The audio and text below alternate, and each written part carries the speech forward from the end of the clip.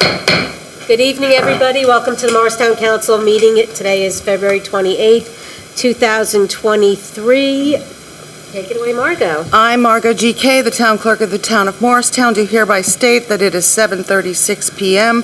on Tuesday, February 28th, 2023, and that this regular hybrid meeting is being held via webinar and in person.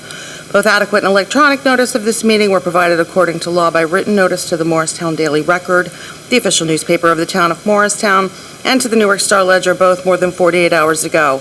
Notice was also posted in Town Hall and on the town website and filed with the office of the Town Clerk of the Town of Morristown. I do further state that I shall enter into the minutes of this meeting a statement that such notice was furnished as particularly described by me in this public announcement. Take a roll call. Councilman Armington. Here. Councilwoman Cotton. Present. Councilman Foster. Here. Councilman Iannacone. Here. Councilman Silva. Present. Councilman Umbriac. Here. Council President Mayer. Here. Madam President, you have a quorum. Thank you. May we have a moment of silence, please?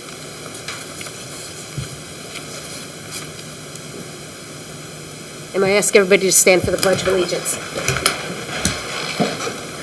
Pledge allegiance To the flag of the United States of America, and to the republic for which it stands, one nation, under God, indivisible, with liberty and justice for all. Okay.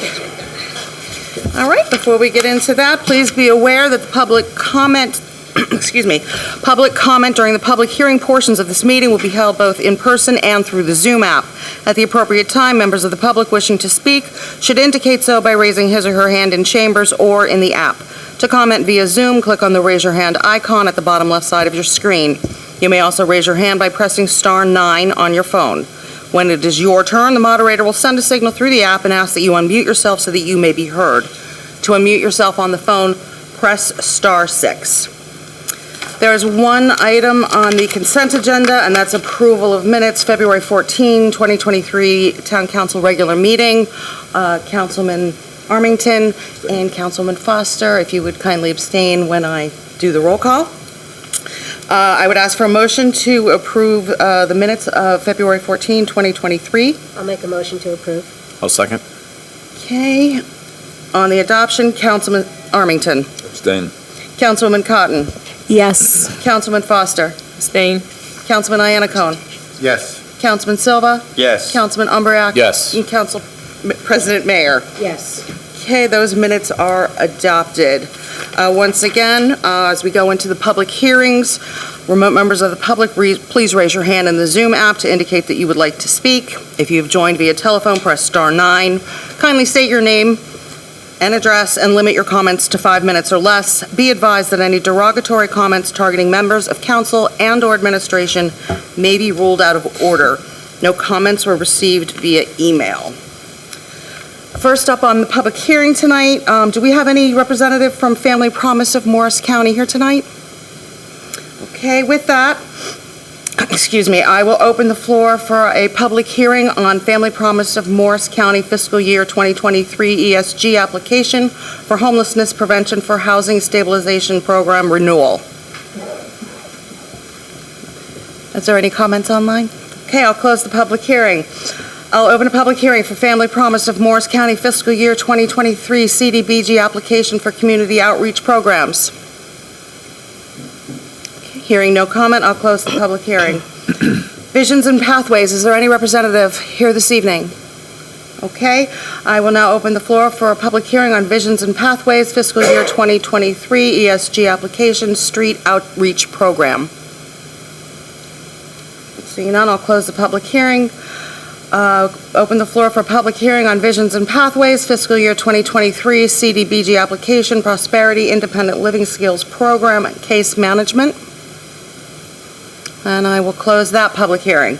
At this time, I'll open the floor for a public hearing on any other matter. Are there any members of the public wishing to speak? Yes, come on up. When you come up to the microphone, please state your name and your address for the record, and then you'll have a limit. Everybody's limited to 5 minutes, okay? 5 minutes is okay, Sure. Definitely. Can I hand this out first, or? Sure. Sure. Give them to the clerk and she'll distribute them. Thank you. I will distribute them.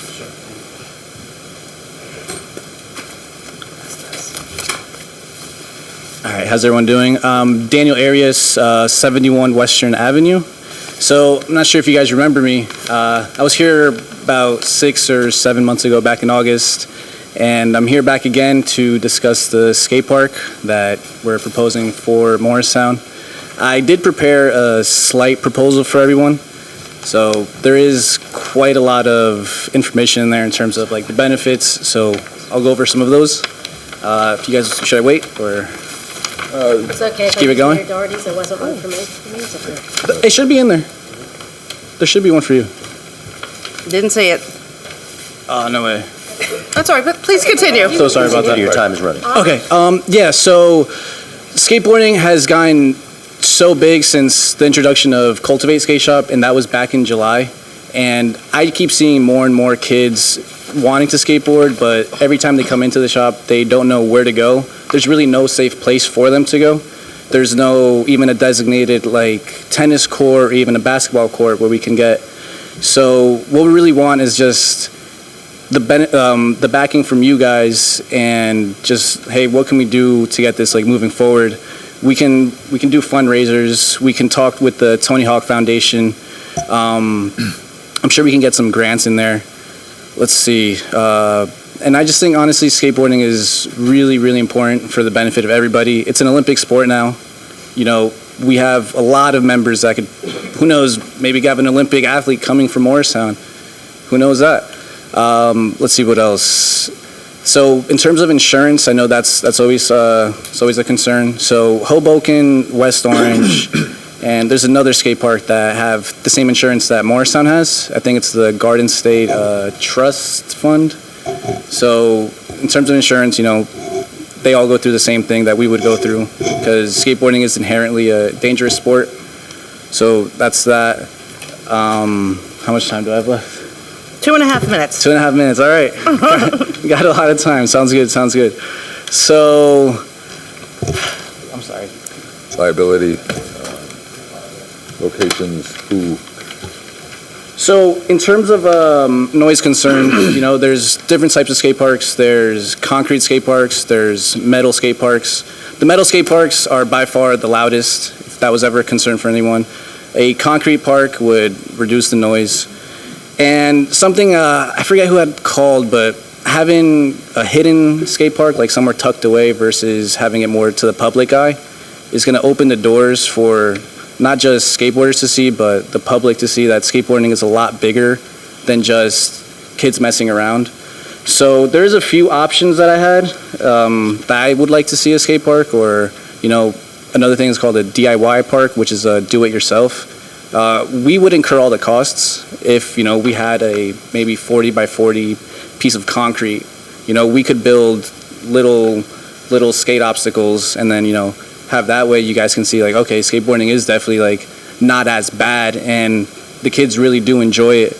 So one thing in terms of having a skate park like tucked away is that when something's not in the public view, that a lot of times has people doing things that we don't want them to do, which is obviously not what we want, because I think skateboarding has this reputation of, you know, people don't know what they're doing, you know, but we want to really give light that skateboarding is a lot bigger than just having fun. So we do have a few people that are going to come up, and, you know, I would like to introduce them, and they've been in the skateboarding world for a very, very long time, and, you know, so that's it for me. So, thank you. Thank you.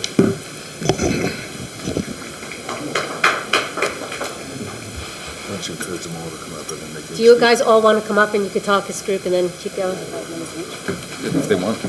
Yeah, sure. Hi, how are you? I'm Tim O'Connor. I'm address as well, 66 Hillside Drive in Gillette, but I'm a longtime Morristown resident. I grew up in Morristown, went to school in Morristown High School. I was a professional skateboarder for many years and retired now, but I still work in the skateboard industry. I've been able to travel the world through skateboarding. I just got back from Dubai from helping host the World Championships out there, which is the road to qualifying for the Olympics. It's maybe the second event of this season for qualifying for the road to Paris.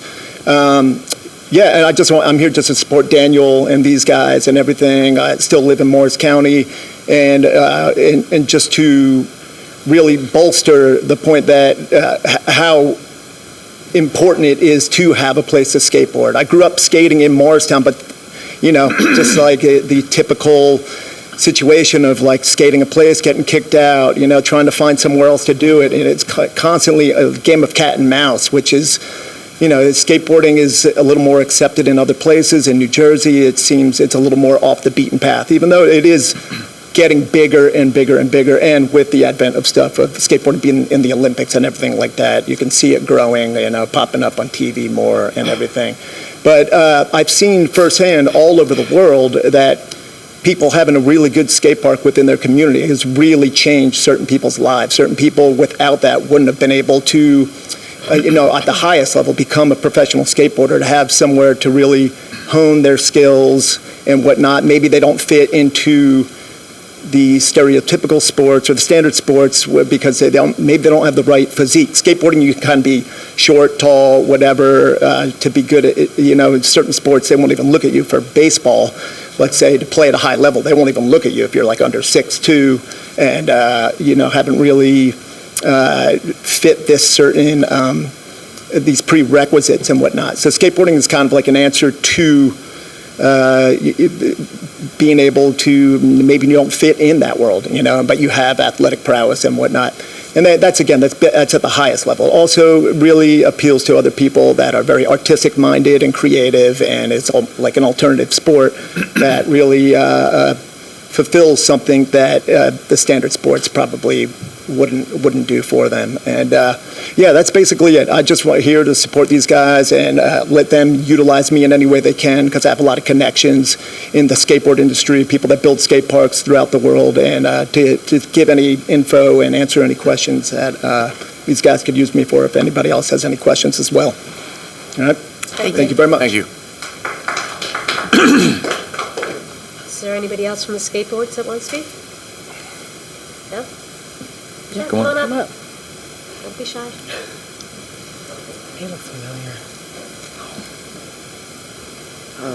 Hi, my name is Juan Ramirez. My address is 10B Willow Street, and I'm a skateboarder from here in Morristown, and I attend Frelinghuysen Middle School.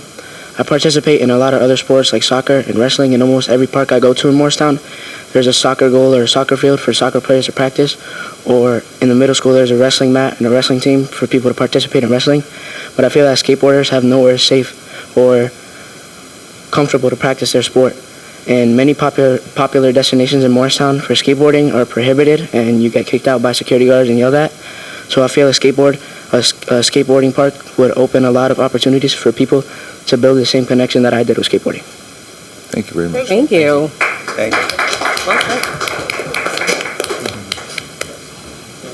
Come on up. Come on up. Can I start? Yeah. Sure. Good evening. My name is Dimitri Darsh. I'm from 30 East Lake Boulevard here in Morristown. I'm a co-owner of Cultivate Skate Shop. So I grew up in this town as a skateboarder. I love skateboarding. Like, when I first got my first Tony Hawk Pro model skateboard, I knew I wanted to be like another Tony Hawk. So I started pursuing I started pursuing vert skateboarding, which is one of the disciplines in skateboarding. You got vert, street, and freestyle. And along the way, I found that street skating appealed to me more. And I pursued that more in the area of the town growing up. And as already mentioned, we ran into kind of similar issues where we can't have a designated spot to skate. We're getting kicked out. We're getting called law enforcement on us. Well, at this point of our lives, we still really love skateboarding, and our first step was to open up a skateboard shop. And now our next step, obviously, is to get some kind of DIY or skate park opened. That way we can have a better environment for skateboarders that can feel safe, that can focus on their discipline, to build upon skills.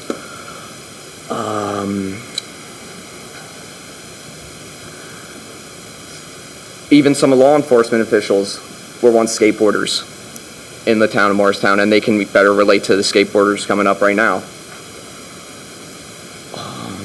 And we could also are interested in trying to do as much as we can for skateboarding, including hosting workshops that can include lessons, maybe how to build a skateboard. We want to do anything we can for skateboarding because it's just what we're passionate about, it's what we love, and that's why we're here tonight. And that's going to be it. Great, thank you. Thank you. Anybody else from skateboarders? Come on up.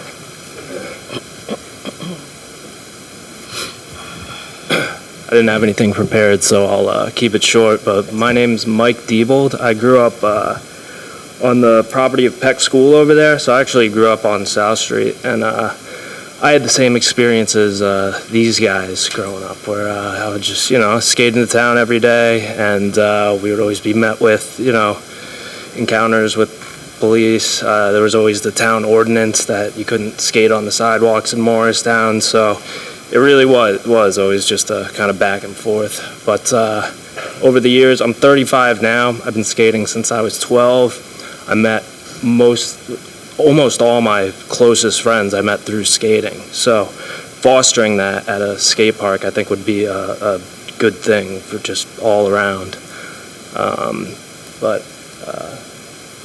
Over the years, I've seen skateboarding grow in the town. I've seen lots more crews of skaters. So I think it would be a good move. That's all I got. Coming up. Thank you. Thank you. Thank you.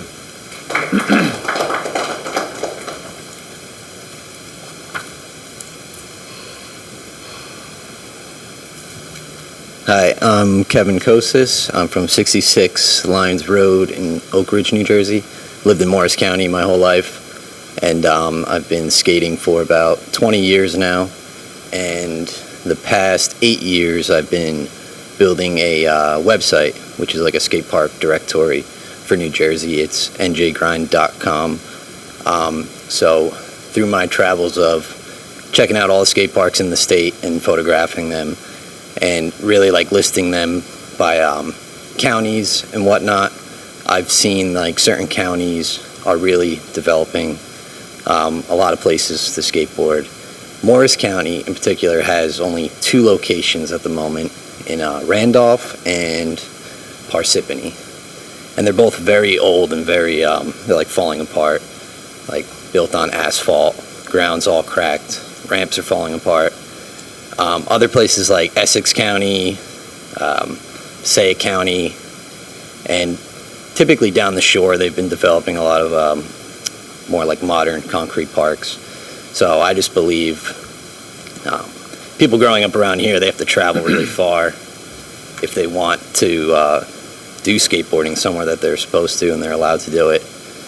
Around here, it's very tough to find that. And yeah, I believe that skateboarding has changed my life. From when I discovered it, I didn't really know what I was going to do with my life, and then when I found skating, it just like has basically taken over my life. Everybody I know and everybody I'm friends with is through this community, and I believe it really just encourages creativity and finding a way to keep doing what you love. So that's all I want to say. Thank you very much. Thank you.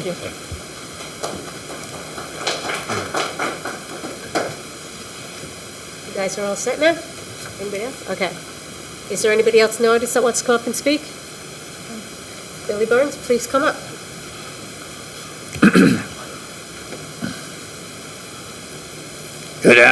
Good evening. My name is Bill Byrne. I live at 100 Franklin Street, and I would like to thank the 911 dispatcher, because I had an incident in Franklin Village. A neighbor of mine, I was just about to retire for the night and go to bed, and my neighbor called me, a good friend of mine, and said, call the ambulance.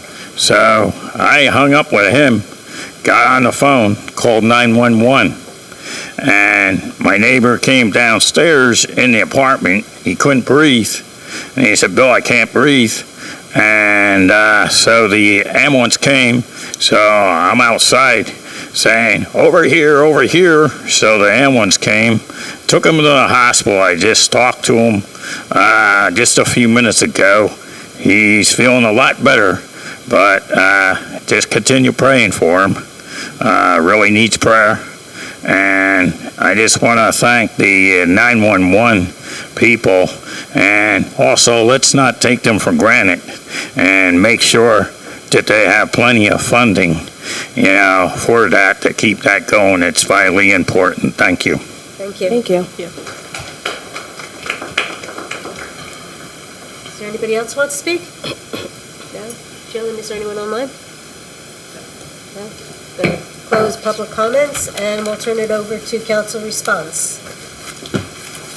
I'll start. Sure, go ahead. So I want to thank Daniel and everybody else that came here tonight and spoke about the skate shop. It takes a lot of courage to come up and speak, and I just want to recognize your entrepreneurial spirit, the fact that you guys are local, that you opened a skate shop in Morristown, you took that risk over on Speedwell Avenue. I've been to your shop, it's great, kids love it. It's a safe space where kids can come and be creative, like you guys said. I think that the fact that you guys don't have dedicated space, that you're constantly being kicked out of places, that you're, the police are coming or security guards are coming and kicking you out, that there isn't a safe space that's dedicated to skate park is worth a conversation. It's worth a conversation at least to have a dedicated space. I mean, you mentioned a 40 by 40. Morristown's only 2.8 square miles, but there has to be somewhere in town that, we can at least have a conversation about. And I know I was speaking to Councilman Armington that there was a subcommittee that previously looked at this. So I don't know if you want to make any comments to some of the work that you previously did. So we had looked into the dedicated space, and it presented challenges because of the significant investment of purchasing property. More or less where it ended was as you said, a DIY sort of hybrid option or a possibility whereby the town, with the in partnership with the skateboard community would come up with a number of what do you call it? Sort of ramps or things that would fit in the back of a trailer, and the challenge. Well, there's a lot of unknowns, and of putting a skateboard park in one community and potentially impacting that community.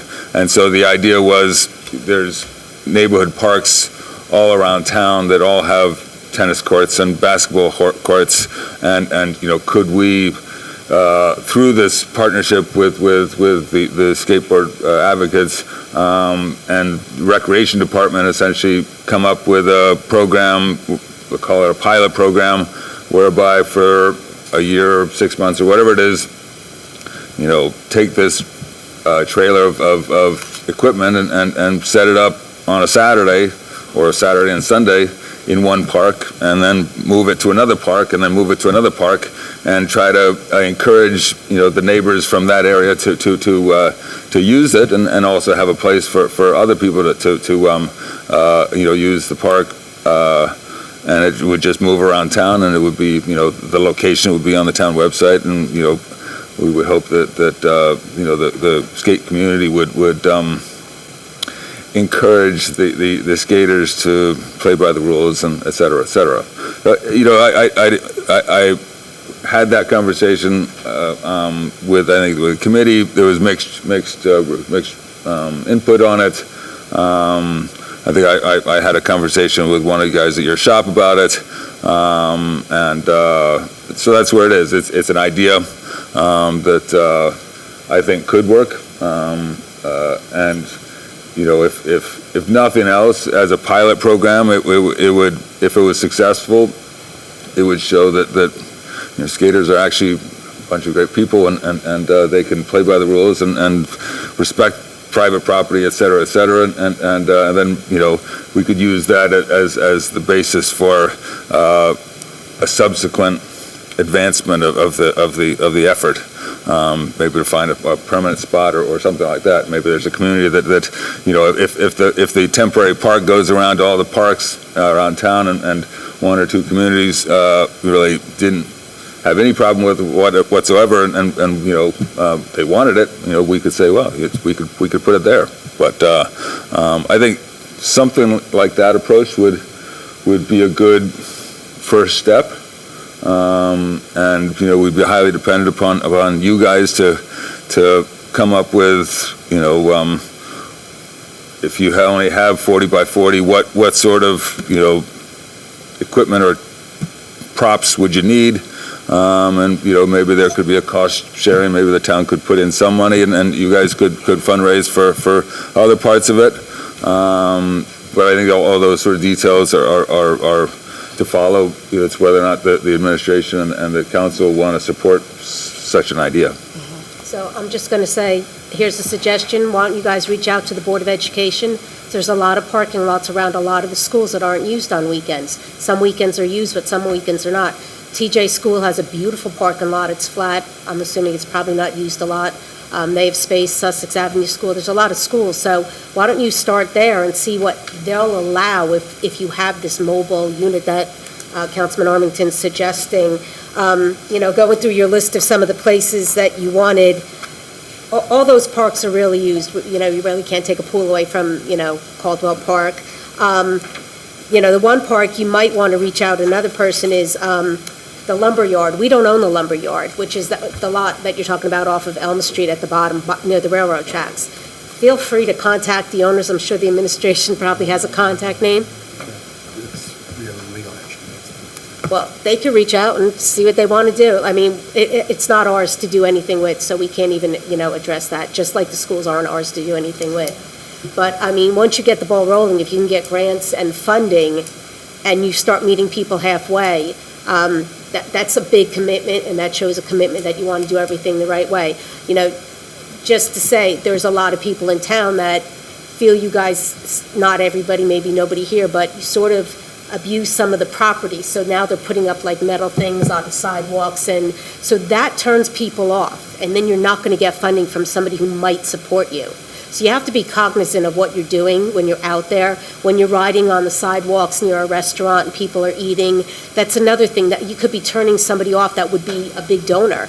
I mean, you know, people eat at these restaurants, a lot of them have deep pockets, that maybe they'd fund it if it was going about it the right way. So you just have to be aware of what you're doing. But it's not like the administration is, you know, a no, but if you can meet us halfway and start doing the legwork for us and finding locations that are viable, that really helps us out. You know, my 2 cents on this, I appreciate your persistence, and I think you should stay persistent. But I also don't think it's fair putting all the burden on you guys to find a solution to it. And the analogy to this, and Jillian and I were talking about this a while back, is pickleball. Okay, pickleball is a real hot sport, but a lot of people in neighborhoods view it as a nuisance. The reason why they view it as a nuisance is because if you ever heard pickleballs, you know, you hear it constantly going. People are going to make the same, but Stefan's pointing out, people are going to make the same statement with reference to skateboard, the noise that it presents. They're not going to mind the crowd. You know, they're not going to mind the activity. What they're going to mind is the noise. The problem you have in Morristown is that our parks, like Sandy says, are in public spaces, okay? But it does take some planning. And I'm sorry, but I don't think it's fair to say to a constituent, you know, listen, plan, come back to us and tell us how you're going to do it and tell us what we can do. You don't know the area, okay? I would add what I said before, Daniel, when you were here before, is talk to the county. And if you want, one of us will go with you to the freeholders meeting and talk to the freeholders. There's a lot of county land. There's county land along Lake Road and other areas. Talk to Morris Township. You know, our recreational system is basically shared with Morris Township. Okay, you should go to the Morris Township Council meetings just like you're coming here and ask them, you know, is an alternative site, for example, and I appreciate what you're saying about being either within vision of the public as opposed to being out of vision because of safety. A lot of concerns about that, and I tend to agree with you. But a prime example of like, for example, where pickleball has been successful is Ginty Field. Nobody lives around it. It's right on Sussex Turnpike. People see it. It's safe, okay? And it's not a nuisance to anybody. And it's that kind of location you're looking for. But I do think that just saying, you know, come back with a plan, you know, because, again, if it's fundraising and it's grant, who's going to go out there and identify grants for you? We have a contract with Millennial, okay, that looks for grants for the town. Okay, do we actually set Millennial or grant writer loose on this, where they go and they see what could be the identifiable resources for something like this? But if you guys want, you know, let us try to find somebody to help you, okay? Because I think you advocated, you bring up a good issue, but I do think, and I know you don't like this answer, I do think it's not so much a concern of just Morristown. It is what I call the greater Morris area. It's the Plains, it's the township, and it's us. And we all share recreation. We share baseball leagues, we share football leagues, we share lacrosse leagues. This is something maybe we should be sharing too. I just have a question it's more so for administration. So when they reference that, our insurance is through Garden State Municipal Joint Insurance Fund, and I know they've been, to us before, has there been any exploitation in terms of, would the insurance company, give us the insurance for it? And if so, have we ever explored what the cost would be? Because, if we're going to bring anything, whether it's a DIY or whether it's, an actual skate park, the liability, I'm assuming, and correct me if I'm wrong, would fall on the town. So have we explored, what that type of liability would be if we were to take on such a task? Sure. For the project? When Daniel came last year, I reached out to our insurance company to talk about the liability and the additional costs, and there would be additional costs and liability. Anytime you have some kind of a facility that has, potential to create, danger, there's going to be insurance expense. Is it insurable? Sure. It's just there's an expense that goes along with it. There's also considerations as far as safety precautions that would need to go into any kind of design, location, how is it designed, how is it managed, who's going to make sure that there are safety precautions put in place. So there's certainly ways to do it, and there's best practices that can happen if it's something that we want to continue to pursue. I certainly, Council President, if you would like the administration to work with the subcommittee to discuss this and explore it further, I'm certainly happy to do that. A couple of cautions, and I agree with you, Councilman. I think it's bigger than our 2.9 square miles. Yeah. We have very limited space in town. One of the challenges we have with any kind of additional amenity is that our parks are very well used, and every square foot is used for something. So if you want to add, I know that there's a pickleball constituency in town that's also been asking for additional space for that. But if you add a pickleball court, or if you add a skate park to one of the parks, then you're taking out space for something else. So it's really a question of priority and balancing needs of all of our interest groups in town, with activities that are already very well established in each one of these communities. So that's one. And then obviously there's also the resource question. I continue to look for a money tree. I haven't found it yet, but until I do, our resources are pretty limited. So, we have to balance the needs of all of our communities and all the limited resources we have. And what I don't want to do is get into a situation where, like Parsippany, where maybe they get a grant, they install this beautiful skate park, and then they don't have the money to maintain it, and then it falls apart. You don't want that either. But I think we all hear your interests and concerns. Daniel, you and I have talked a few times.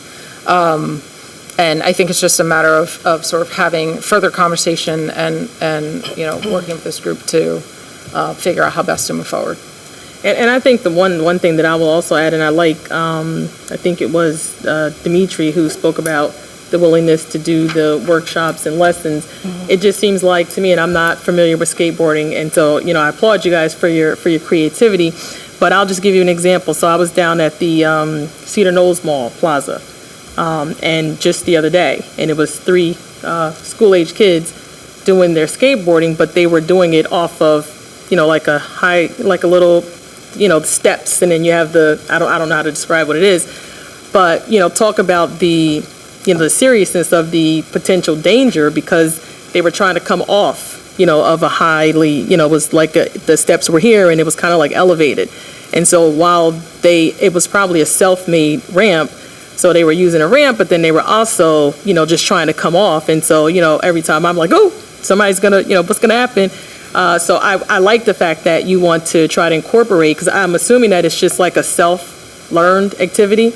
I've never seen, with other recreational sports, you have you have training sessions, you may have like recreational programs where, you have somebody that's experienced that are teaching, kids, and even, young adults or adults how to do a specific sport. But the fact that you're willing to, put some kind of education and some kind of recreational, workshops together, I think that would be very, beneficial if we were going to continue to, entertain the idea. Because, I mean, if we put the skate park in place, or you have a DIY or a moving trailer, but you still have, kids that are learning on their own how to, be creative in this sport. And so, the liability still will fall on the town, but then, we're not doing anything to teach or, educate or train them how to be successful, on the skateboard. So, I think that was really great that you said that you guys would be willing to, incorporate that if this was to ever move forward.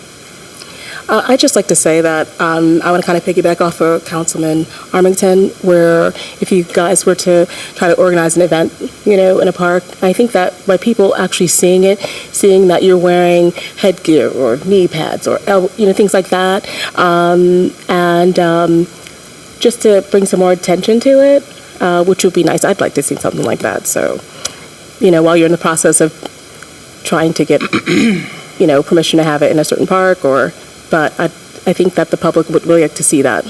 So, consider it. I think that you have received a lot of words and advice, and everything is a process. And I think you should organize every idea and every statement that has been made by council members. And with that, you can ensemble a plan and a process. I don't think that you will find a place and a park to be built soon, but if you continue the process, I think it will be something that will benefit the board skaters and children that will be encouraged to learn. Thank you. On one final note, I want to commend Billy Byrne for helping his neighbor. That was quite heroic of you to step up and help out and potentially save a life. So thank you very much, and you're an asset to our community. And with that, we will move on to the report of the mayor. Jillian, are you handling the report of the mayor? I am. Okay, so the event listings on Wednesday, the recent events, on Wednesday, February 15th, we had the public meeting on the Burnham Park Revitalization Plan. We had very, very good turnout from a wide cross-section of our residents, and I think the plan was well received. The plan was distributed to all of you if you were not able to attend, and we expect to bring it before you for a formal endorsement probably in March, so stay tuned. Upcoming events, Wednesday, March 1st, which is tomorrow, at 7 p.m. is Morristown on stage at the MPAC. Tickets are on sale at mayoarts.org. On Friday, March 3rd at 6 o'clock is the Morris County St. Patrick's Day Parade Committee's Grand Marshal Reception at the Hyatt Morristown honoring the 2023 Grand Marshal Ryan Dawson. Unfortunately, that event is sold out, so congratulations to them. It should be a great event. Saturday, March 4th at 1 p.m., the Morristown National Historical Park is commemorating its 90th anniversary as a unit of the National Park Service. They are holding a milestone anniversary event in the auditorium of Washington's headquarters museum at 30 Washington Place. For more information, visit www.nps.gov or call 973-539-2016. And then, of course, on Saturday, March 11th, from noon to 2 p.m. is the St. Patrick's Day Parade. Hopefully, it'll be a great day. And then, lastly, on Tuesday, March 21st at 12:30, the Morristown Public Safety Series kicks off with the pedestrian and driver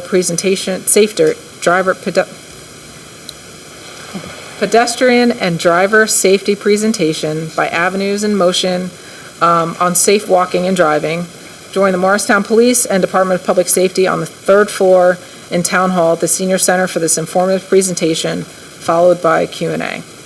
Important note, the fraud prevention safety seminar originally scheduled for today was canceled due to the weather, and we will reschedule it sometime in April. There's a much-anticipated event hosted in the Senior Center and presented by the U.S. Secret Service, Special Agent Scott Keenan. So stay tuned. We'll put a new date out once we're able to reschedule. That's all I have. Thank you. Encourage everybody up on the dais to join us at the parade and march in the parade. It's a lot of fun. Moving on to council liaison reports. Why don't we start, Mr. Annico, would you like to start? Sure. Actually, the Morristown Housing Authority met last night at 6 p.m. Interesting, there was only actually one person in the whole entire audience, and it was not a hybrid meeting. And I'll comment on that later. The one person that was there was Katie Dempsey, who a lot of us know is the Community Engagement Director at Mayo. And the purpose of that was actually she's going to be starting some programming for the arts at the senior housing facilities and at Manahan Village to kind of bring art to those folks. Either it's programming or it's going to be music, concerts, and the like. So she will start working with the communities to basically get some of that Morris Arts programs started in those facilities. So I think that's a real nice thing that Katie brought up and is going to be adding to those facilities. The renovation continues. Basically, Ann Street is basically done. There is actually going to be a grand opening of the Ann Street facility, a reopening, I should call it, and that's going to be held 3 o'clock on the 15th of March. And then the renovation of the other units is continuing. 31 is almost done, 39 is getting starting. The units that haven't started are Manahan Village. That's expected to start sometime in July. That all being said, I think I've met with Keith Kennard outside of the meeting, and one of the things that is changing is the Morristown Housing Authority is evolving. The property now is owned by the RAD.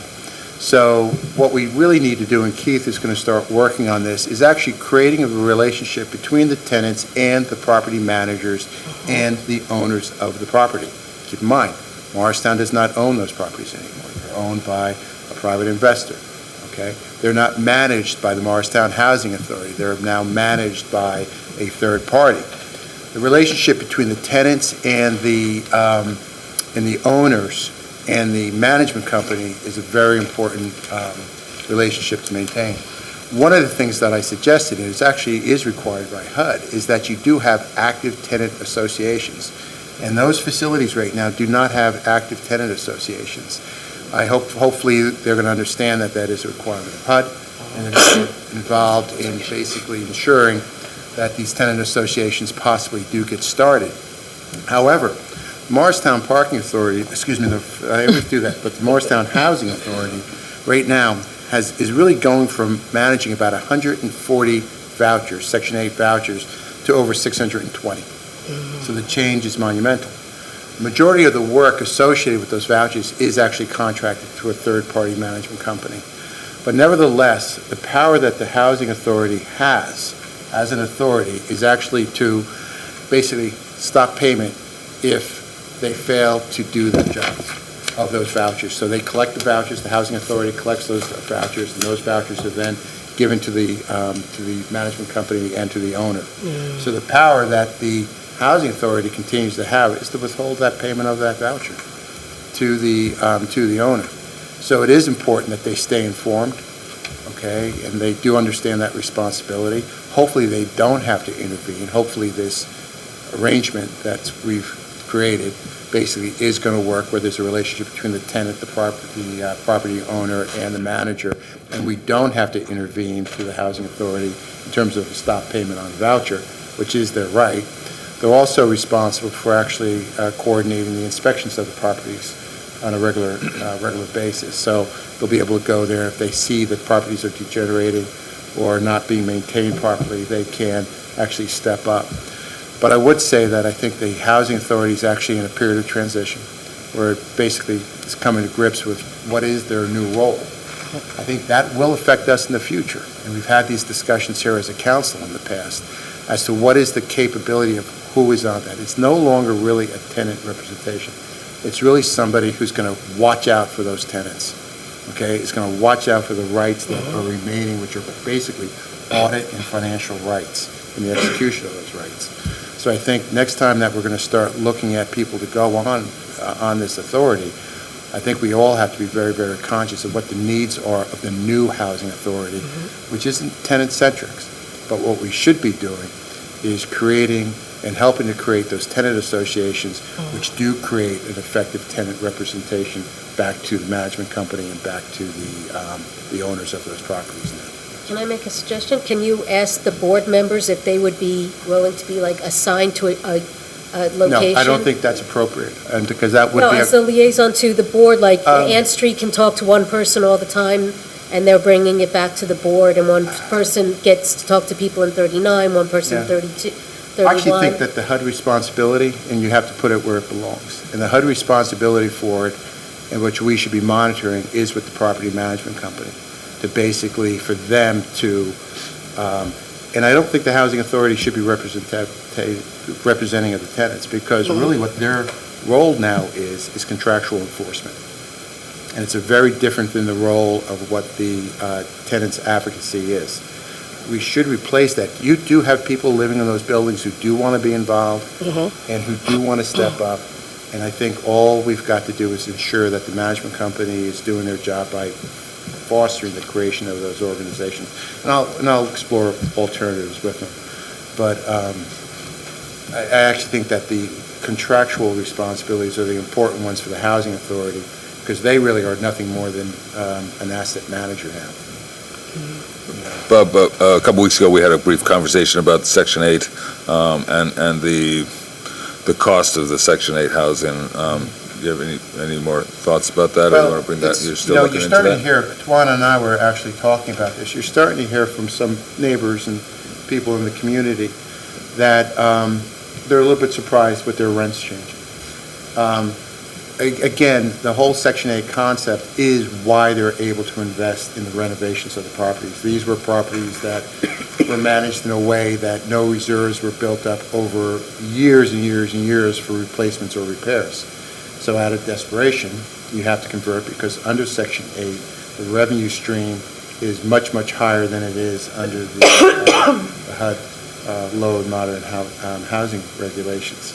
So it really, it's sad that some people's rents are going up. The majority of the people's rents aren't going up because of the cap. The market cap on the units, I think, is still around only $1,600, which is a little bit less than the market value of rent. Then again, they're not as in good a shape as some of the market value units in town. But, retrospectively, I think the RAD was the right thing to do, because I think it brought in the capital to renovate those properties. But I think our job now is to have a housing authority that understands their enforcement, what I'll call their stick ability to basically keep them in line, and secondly, to help foster the development of an effective tenant association. Yeah. My report now? Cheryl, go and. Absolutely. Keep it moving. Okay.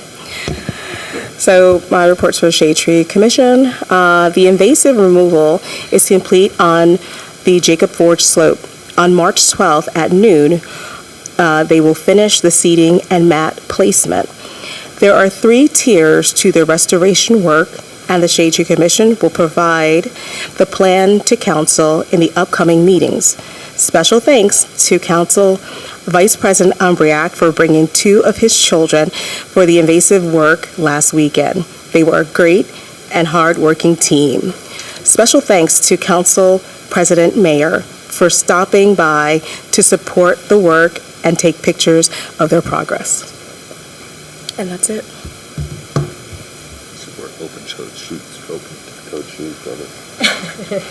It was freezing out, and it was amazing. I was watching Vice President Umbriac work with one of his sons, and all of a sudden, the sons got switched out, and there was another son there doing working, really doing a lot of work. So, and it was freezing cold on Saturday. So, thank you to both Francesca for coming out, and thanks to the Shade Tree Commission, because they really did an incredible job out in that park. They always do.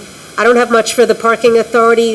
We did have the overnight free parking to get cars off the street during the storm, so we're always encouraging people, if you don't have a driveway or a garage, and you park on the street during a snowstorm and we're offering free parking, please utilize it. And other than that, Mr. Umbriak, are you ready? Nothing from the partnership other than their next meeting will be Wednesday, March 8th, which I'll attend and have a report. Nothing for environmental. Next meeting will be on March 7th. Does anybody have information on the Taste of Morristown? Isn't that this We can go Monday? to Mr. Umbriak, who's a Rotary member. I'm going next Yeah, Monday. it's actually sold out. It's next Monday. It's at the Westin. It's going to be a great event. There's, I think, 38 to 40 different vendors going to be there, restaurants, the brewery's going to be there. It's an opportunity to come and sample, but like I said, it's sold out. They are also doing a collaborative effort to raise money for, I think it's called Operation Hunger, which will benefit the Table of Hope, Nourish New Jersey, and the Interfaith Food Pantry. So I can certainly get some information out to the town clerk on that. Thank you. All right, we're moving on to regular business, Marta. Okay, we have two ordinances on the agenda this evening for introduction. Sorry. Ordinance number O-6-2023, an ordinance of the town of Morristown and the county of Morris, state of New Jersey, for compensation for certain positions in the town of Morristown, New Jersey, and amending all ordinances concerning such compensation heretofore adopted. I will make a motion to introduce ordinance O-6-2023. I'll second. Are there any comments or questions from council? Yes. Okay. Is anyone doing the job description for the title that we are creating? Yes. Okay, so what is the explanation for? Civil service is requiring that we create the title, and in order to create the title, I have to ask you to pass an ordinance to create the title so that we establish the title and establish the salary range. And what's the position do? The record support technician works in the police department. Oh, in the police department, okay, thank you. Okay, on the introduction of ordinance O-6-2023, Councilman Armington, Yes. Councilman Cotton, Yes. Councilman Foster, Yes. Councilman Iannacone, Yes. Councilman Silva, Yes. Councilman Umbriak, Yes. Council President Mayor. Yes. Ordinance 6-2023 has been introduced properly by title, will be considered further after public hearing on March 14th. Ordinance number O-7-2023, an ordinance amending and supplementing Chapter 11 Parks and Recreation Areas. I will make a motion to introduce ordinance O-7-2023. Can I have a second? Okay, any comments or questions from council? Okay, on the introduction of ordinance O-7-2023, Councilman Armington, Yes. Councilwoman Cotton, Yes. Councilman Foster, Yes. Councilman Iannacone, Yes. Councilman Silva, Yes. Councilman Umbriak, Yes. Council President Mayor. Yes. Ordinance 7-2023 has been properly introduced by title and will be considered further after a public hearing on March 14th.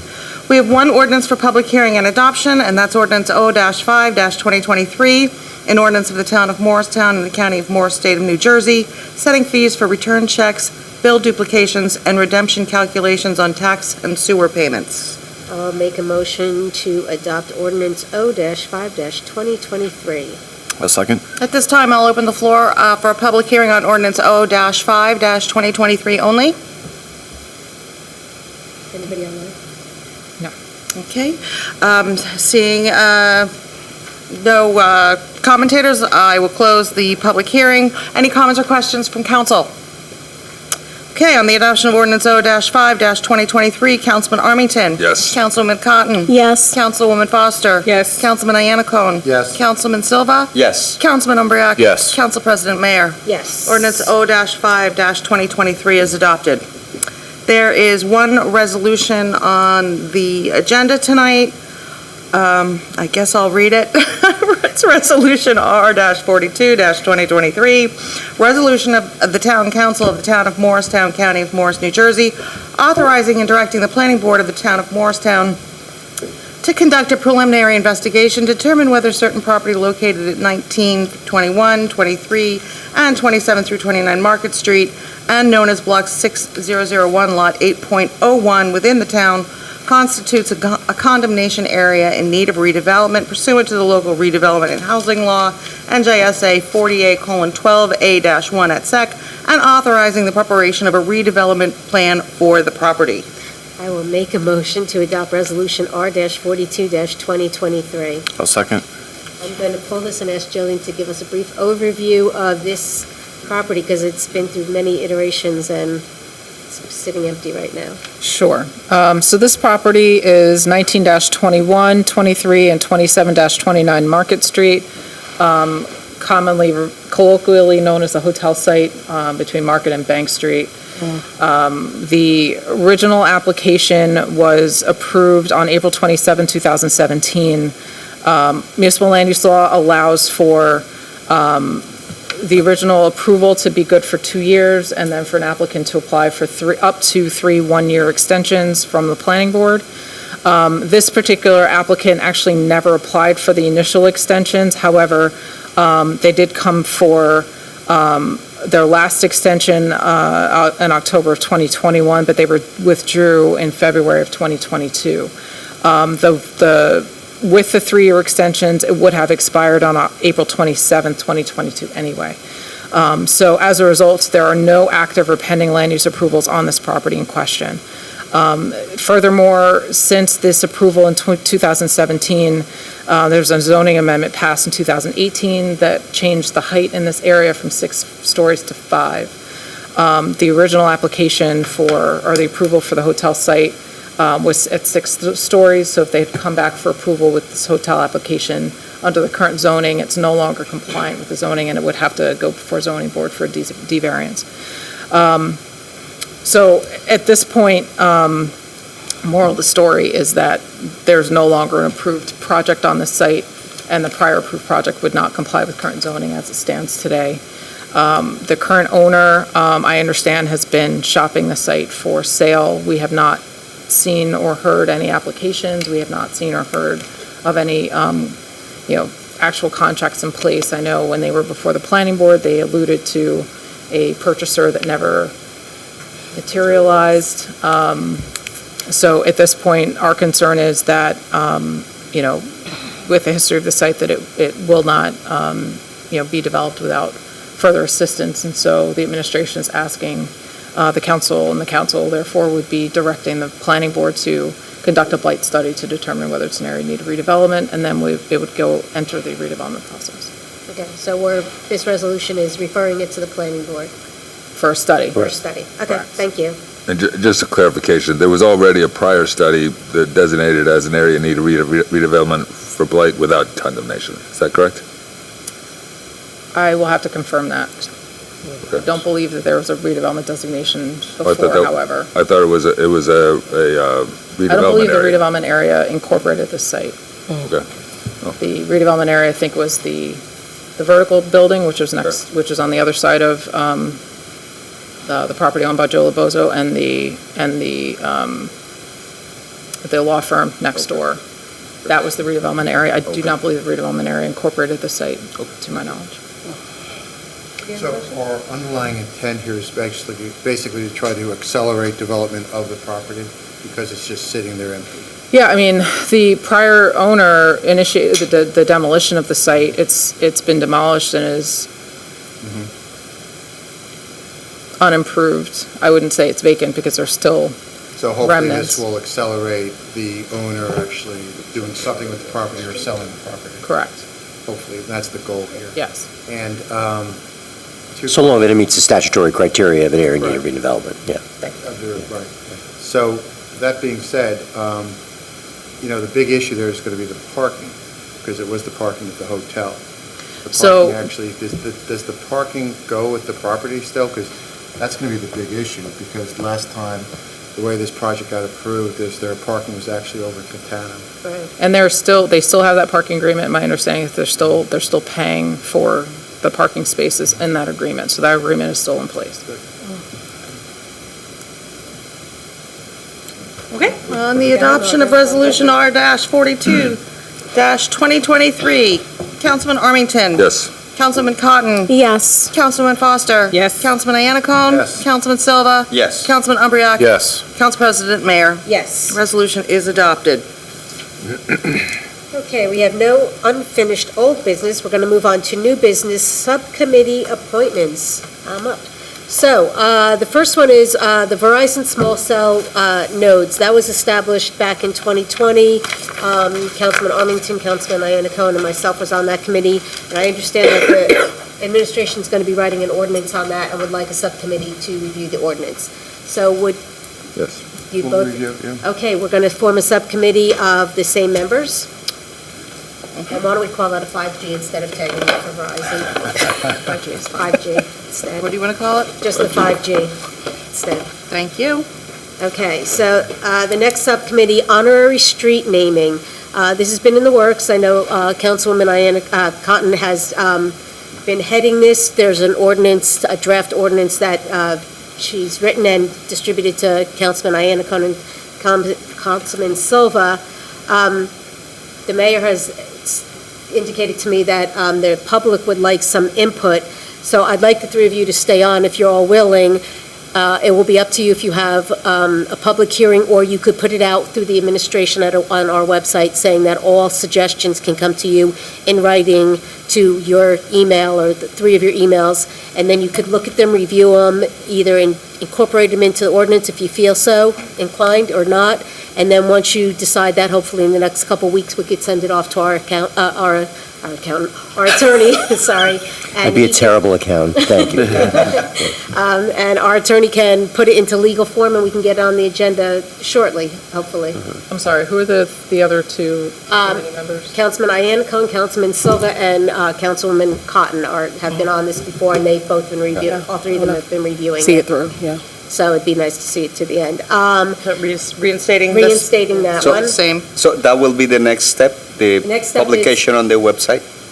Well, you three can decide if you want to have a public meeting or if you'd rather take suggestions in writing through email, which, might be easier. since We've it's- gotten a lot of inquiry about honorary naming of streets and other parks and other various and sundry public assets, so I think the mayor had suggested that you allow some kind of public input process as part of your deliberation. Yes, but I would like that to happen after they've read the actual ordinance. I mean, do you ever have a public meeting before they even read the ordinance? Like before it's put on the agenda? Councilwoman, I'm happy to work with you Yeah, to okay. figure out that process. Okay, perfect. Great. So there's a number of other subcommittees that were formed in the past. All subcommittees end at the end of the year, so we don't carry them over. If anybody is on the subcommittee that wants it to continue, I went through the list and I don't see any, but there's not an opportunity to form a subcommittee when we want to. So, Vice President Umbreak, you indicated, did you want any of your subcommittee that you're serving on to continue? The town cleanup, I think we could probably retire since the Environmental Commission oversees the town cleanups, Right. Cannabis has been is completed as complete, well. the MMA is complete. We did have a skateboard subcommittee, that's up to, if anybody wants. If there's interest, since we have an advocacy group. I actually think we should help, because, again, I'm serious about, saying to people, figure it out and come back to us. I don't think we can just do Yeah. that. I think what we have to do is kind of foster them, bring them to the county, bring So them to the town. let's recreate the subcommittee on skateboarding. And who would like to serve on that? I'll serve on it. Vice President Umbreak, I'll serve on it. Councilman I'll Arlington. serve. And they teach me to skate. Okay, we have our three members. And Iannacone's? Me, Or so, Those three. So then, Umbreak. Teddy, can you just read off the list real quick? Sure, we had student safety, which was Cotton, Foster, and Umbreak. That was to address the walking, which we had addressed at a meeting with the school board. Board of Ed. Town cleanup, which Councilman Umbreak just said environmental will do. Beautification, I'm not sure what that was Pause doing. there. That was one where actually Stefan was the Yes. voice behind that one. And so there was a concern there with the partnership, and actually, a couple of things, partnership's attention to what they plant and maintaining what was being planted. extending some of the beautification down Speedwell Avenue, kind of making it more of a presence there. I don't know necessarily if we've accomplished much, if anything, with that group, and maybe that's something maybe you bring back to the partnership and maybe see if it's necessary. Okay. Yeah. But again, we do a great job with Shade Tree Commission, people, volunteers. Maybe this is something and we have a lot of our parks being successfully taken care of by the community. For example, the statue of George Washington and soon the Cannon site are going to be maintained by the local property owners association, things like that. Right. So maybe we can kind of see what else we can do to kind of. Okay, yeah, I'm Get happy some flowers around to bring town. that back to the partnership. So the next one was Clean and Lean, and that was Armington, Cotton, and Foster. I'm not sure what that is. Clean and lean. Clean and lean. That was basically, there were two properties on Hamilton. around the town, and Okay. I brought That up was with, more than it was a couple couple years years ago. ago. Yeah. That's dead. Okay. Public art was Armington, Cotton, and Mayor. Oh, yeah. Discussions about that? Well, we'll talk about that behind the scenes. Yeah. Cannabis has Like been that. completed, and as Should many hurt. people know, the cannabis facility went before the planning board last week and was approved. Skateboard ordinance we discussed, MMA, which was the airport subcommittee, which, That one I'd like to keep, because there is, and I'll talk with David before we say more about it at a future meeting, but I think we should maintain that one with the same membership if possible. okay, that's Anna Cone, Mayor, and Umbra. Sure. You good? Yep, Okay. Yep. And that was all of them. And now we will move on to the next new business, 5K race routes, Councilman Armington. Sorry, what? No, yeah, I can feel it. So I received a couple of complaints from residents of Mill Street. Basically, the route where the Verizon K race goes. We also have the recent race there was the Valentine's Day race. I'm not sure if there's any other races. I know that the only other route in town goes through the 4th Ward, and I believe that's some of the superhero races. And I believe that's sort of been squashed in the past. Just clarification. Yes. Is, what we did with the routes was, there was some concern about the routes in downtown, primarily the timing of the routes, more so than the routes themselves. And the timing was actually not interfering with religious observances and also religious education on certain streets. We had met with the partnership, and I believe at the time it was myself, it was, who else? It was a group of us met with them, with the partnership. But what was agreed to was the timing, and basically that has been effective, at least in the 4th and the 1st wards. It's been effective in terms of the routes are still there if people want to use them, but we actually limited the time. Actually, at that time, with all frankness, the routes that were kind of used as examples, it was the one basically going down James Street, then around and coming back around the green that you see a lot. And the concern there was that route before 1:30 or 2 o'clock on a Sunday or late in the afternoon on a Saturday. And also there was a concern from some of the business people within the partnership at that time that they wanted to avoid downtown during what they call the high sales times. When they expect a lot of people to be popping in and out, going to the stores, dropping off dry cleaning, things like that. So the partnership became more aware of that, and I think with the folks that sponsor those races, they've been fairly respectful of those parameters that were set. What did happen at that time, quite frankly, was that route that goes up through the 3rd Ward, Became the preferred route. Verizon became the preferred route. So basically, when there is a race, and I think we're all in favor of supporting fitness races and things like that, it's an hour and a half to 2 hours of restricted access in and out. There are police oversight, and if there's an emergency, you can get in and out, but people are concerned about it. They don't necessarily want to be the preferred, route. The argument was, the streets belong to the town and not to the residents. Doesn't go very far. The only thing I'd like to recommend is that the administration look at 4 different routes, one in each ward, and encourage, routes, running races to go through each ward, so that each ward only gets burdened by the inconvenience of being shut out of their houses or locked in their houses for 2 hours at a time. And we can say that at least we're trying to share the pain.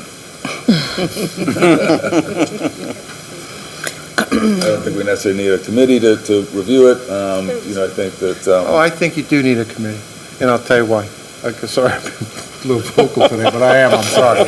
But I don't think it's fair to throw it on administration either, because it really is a neighborhood concern. And I think the partnership is actually a big part of it, because a lot of it it supports businesses and it also detracts from businesses. So I think their voice is very important in it,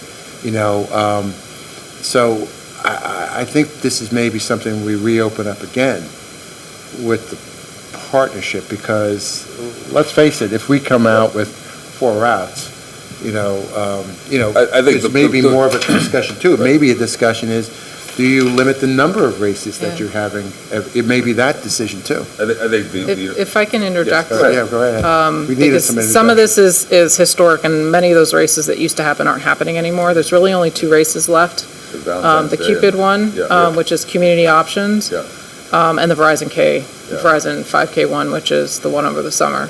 Those are really the only 2 races that are left. The other races are happening out of town now. Really in response to a lot of the feedback that they received from us in prior years. If there's a concern about those 2 races, I think you probably ought to work with the race organizers specifically to try to address some of the concerns. I know the Verizon 5K race, and specifically, they use the high school, which is part of the reason why both the routes are the same. They start by the high school, by Speedwell Avenue, they go down Early Street, they turn up Mill Street, they go to Mill Street, they go around the 3rd District, then back down. Basically shuts down the entire ward for 2 hours. I know that a number of people love the 5K race, and there's a party and all that kind of. Other people don't like it. Unless you live there and you don't run. And I'm not necessarily advocating for elimination of both races, but if one of the 2 races could be staged in a different ward or a different neighborhood, ideally not a different neighborhood in the 3rd ward, but I think that would be better. If we could use some of the Patriots Path and some other places, I think that would be great. Great use of those paths. I think it's too much to ask one neighborhood to take that burden of all the races in town every year.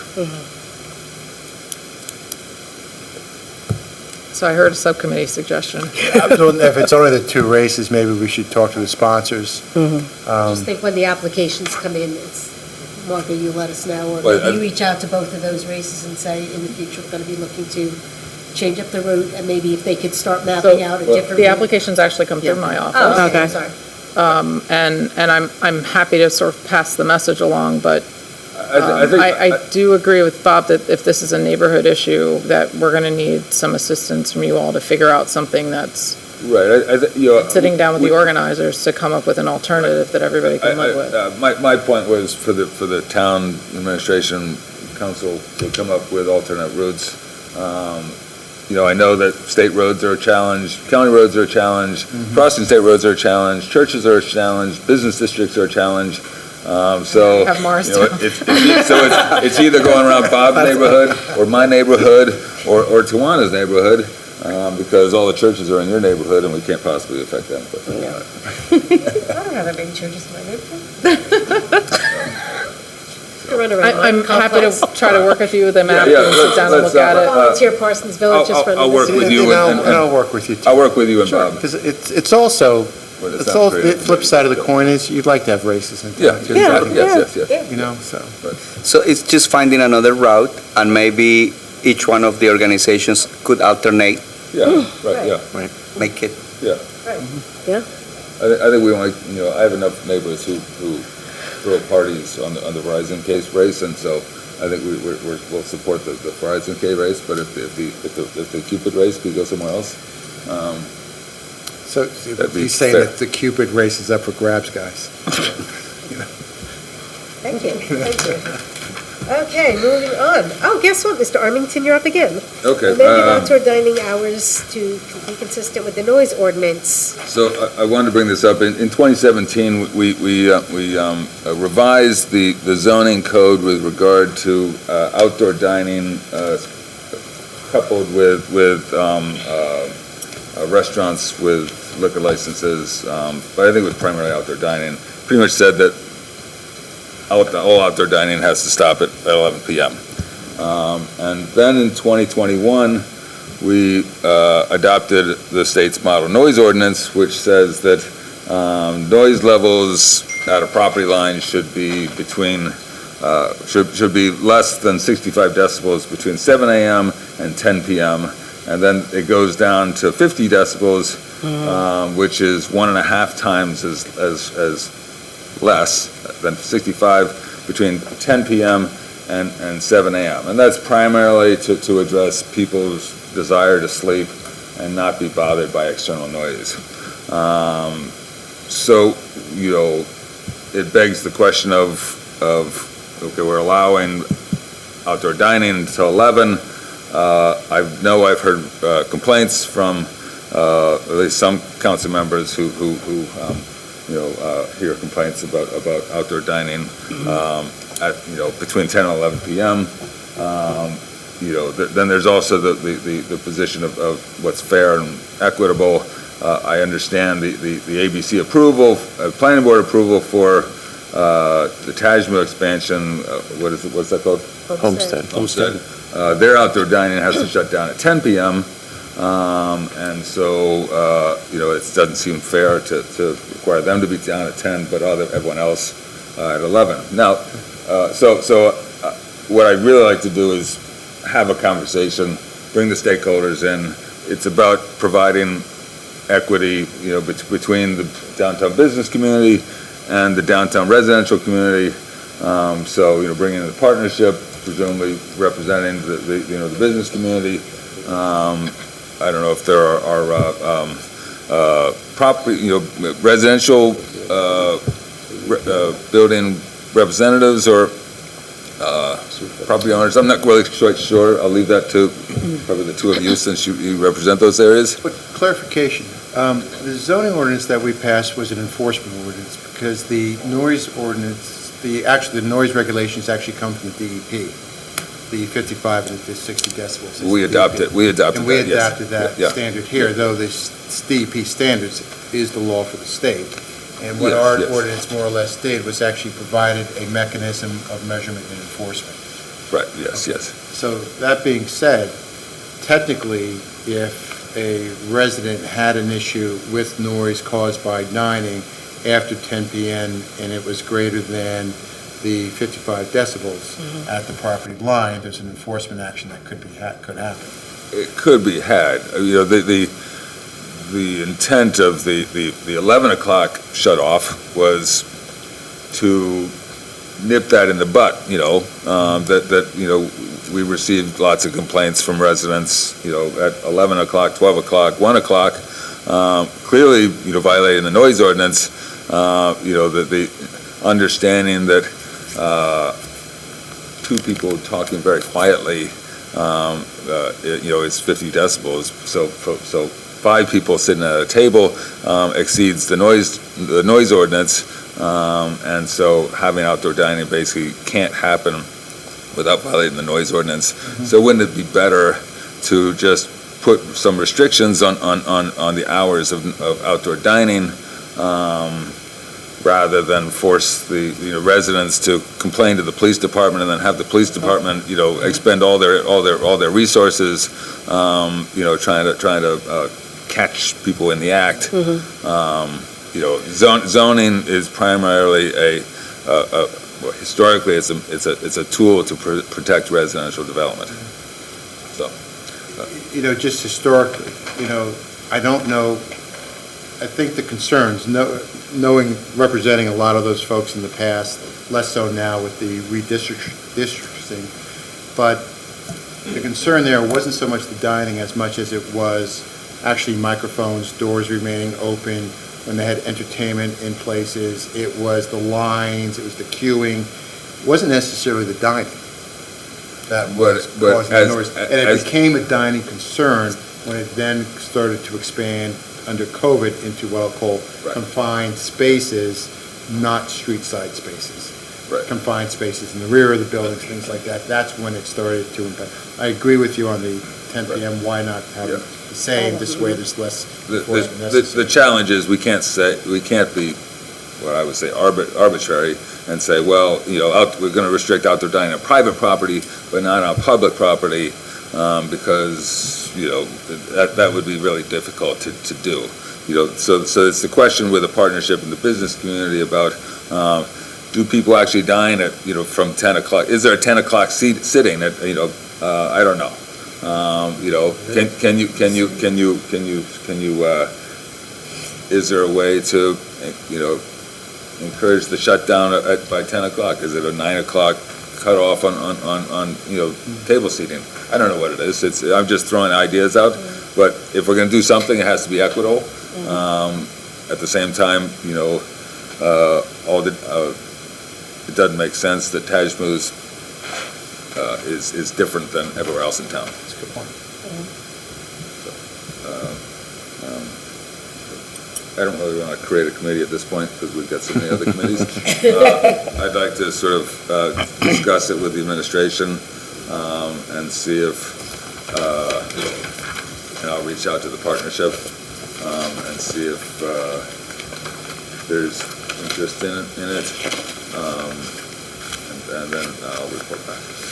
Councilman, just as a point of clarity, as you're moving forward through this process, you have sort of two distinctions. You have outdoor dining, which is really dining outdoors on private property. An example would be the Tajman patio, as opposed to sidewalk cafe, which is dining on public property on the sidewalk, which has a different permitting process. And there's two different sections of the code. Right. So if you're moving forward about this process, just consider that we're very clear on the distinction. Exactly. Particularly when we're talking about land use. And to answer Bob's other questions about other related things, if the issue is noise, then is there a way to address, establishments with amplified music that has their doors open and windows open after 10 p.m.